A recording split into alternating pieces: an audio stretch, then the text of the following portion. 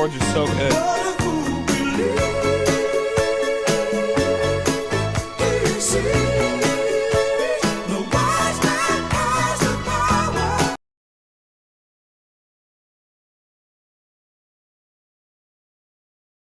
Hey everybody, so I'm here to do a contest entry. I don't do a lot of contest entries anymore.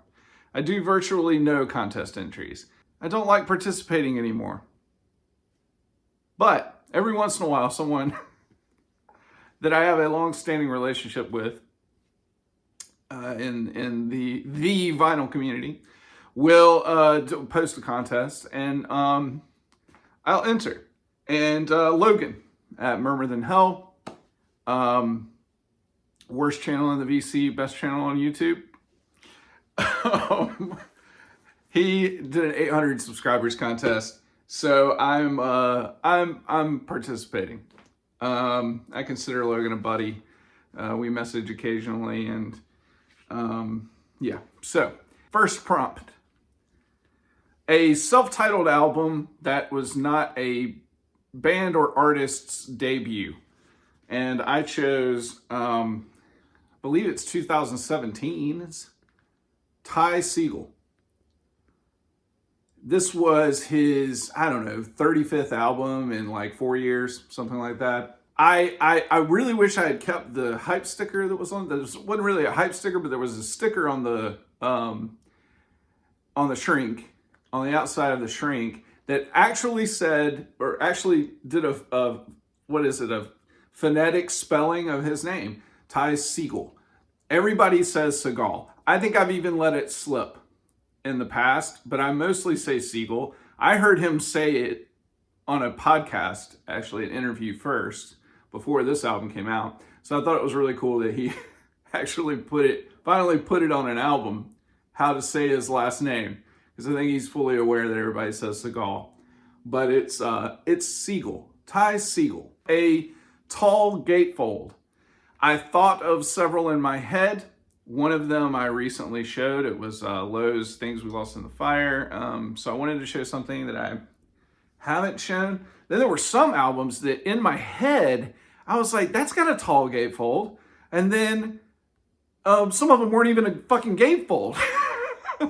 Like, it was not the most recent Jenny Lewis album, but the Jenny Lewis album before that, I could have sworn was like a tall fucking gatefold. But no, it's not a gatefold, but there is a poster that folds out on the inside. But anyway, I digress. What a Terrible World, What a Beautiful World by the Decemberists. This is an album that I continue to hang on to, even though I probably only really love about half of it. But man, the songs that I do love are so fantastic. I always go through, I'm like, is this the time that I purge it? And I don't. So I'm glad I still have it, because it's got an incredible tall gatefold. You see the band down here. Awesome picture, awesome photograph. Very the Decemberists. The next prompt is an LGBTQ artist. I have chosen, I actually just spun this the other day, Adeem the Artist. They identify pansexual. Pansexual is basically sexually attracted to anybody, anything. Not anything. I am not suggesting that Adeem the Artist is into bestiality. That would be irresponsible of me. Can be attracted to any other human sexual orientation or gender identity. Adeem the Artist, who also goes by Adeem Maria, was born in my general area in North Carolina. I believe the Gaston County area, or grew up in the Gaston County area, but eventually moved to Knoxville. And I think that's where they got their start in music. This is an absolutely incredible album, White Trash Revelry. The previous album, Headley posted on Instagram not that long ago. It's called Cast Iron Pansexual. It's a very different feel than this record, but good. I have streamed it, and I would like to probably pick up a physical copy of that as well. Excellent singer-songwriter. Okay, a bad pressing of an album that you love. I own some records that aren't like the best pressing quality. They go to smaller pressing plants, use all digital files, and they're not necessarily mastered that well. But I buy them anyway because I support the format and I support the artists, and a lot of those are on very small labels that have very limited runs. We're talking 100, 150 records. So I have a number of records like that. I also have some records that just aren't as good as they could be, but a lot of the bad pressings that I used to have, I have gotten rid of or I have traded in. Albums that are really good albums, and a lot of them I haven't even replaced. The most recent case that I can think of for that is this Inside Problems by Andrew Bird. Now, this came out last year. This is I think one of his best albums in a really long time. I love this album. I think it's fantastic. We saw him on this tour last year.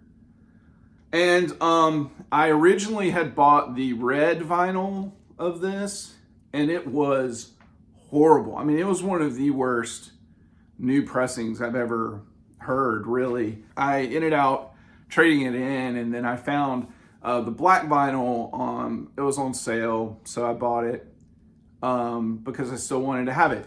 Last but not least, bonus question, a band mashup. This is where you take one band name and you mash it into the next one. And it is actually a little bit more difficult in my collection than I thought it would be. So I kind of have a basic solution. Blue Mountain Man. So, Blue Mountain Man, which wouldn't surprise me if that actually was a band name somewhere in the world.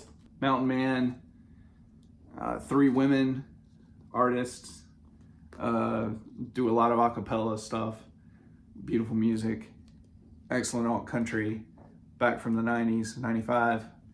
Blue Mountain Man. So Blue Mountain Man. Okay. Whoop. That's it. Everybody's doing okay. All right. Cheers, Logan. Digital gramophone makes no sense.